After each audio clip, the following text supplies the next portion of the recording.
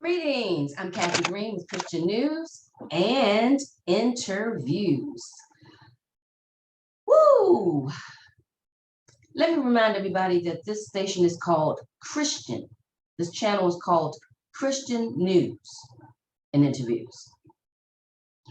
And I don't always emphasize the Christian part of this channel. Sometimes I just choose breaking news stories in general. But today I'm going to be coming directly from the standpoint of Christianity.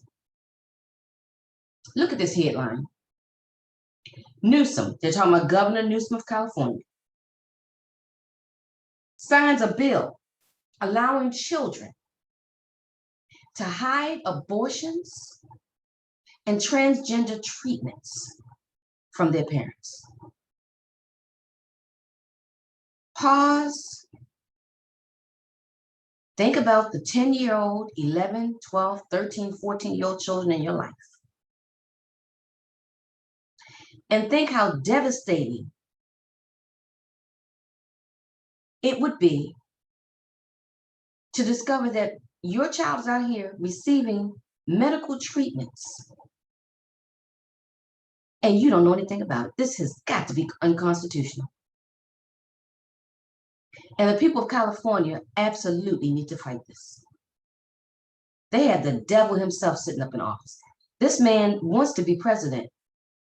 I'll fight tooth and nail to keep this monster out of office. Listen to this.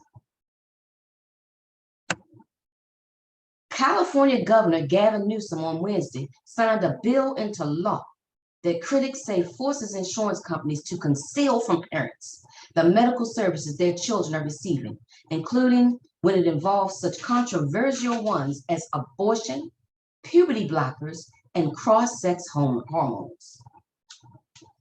The new law, AB 1184, prohibits insurance companies. See, this needs to go to the Supreme Court real fast. Prohibits insurance companies from requiring minors to receive authorization from the policy-holding parents for sensitive services. The law defines sensitive services as mental or behavioral health, sexual and reproductive health, sexually transmitted infections. So if you have a 12-year-old child with an STD, you're not even allowed to know about it. And they're living under your roof. Substance use, excuse me? You're not allowed to know your child is on drugs? Gender affirming care and intimate partner violence. Now look how dangerous this is. You have a 14-year-old who's being beaten up by her 15-year-old boyfriend, and that's being kept a secret from you. You need to know about that. The phrase gender affirming care includes gender transition treatments for transgenderism. So your 13-year-old, you look up and notice that your 13-year-old little girl is starting to grow a beard and a mustache. And that's how you find out? You look up and find out that your little boy, 14 years old, all of a sudden has breasts. That's how you find out? Further, the law requires the insurance company to direct all communications about the service to the child and prohibits the company from disclosing the information to the parents unless the child allows it. Unless the child allows it.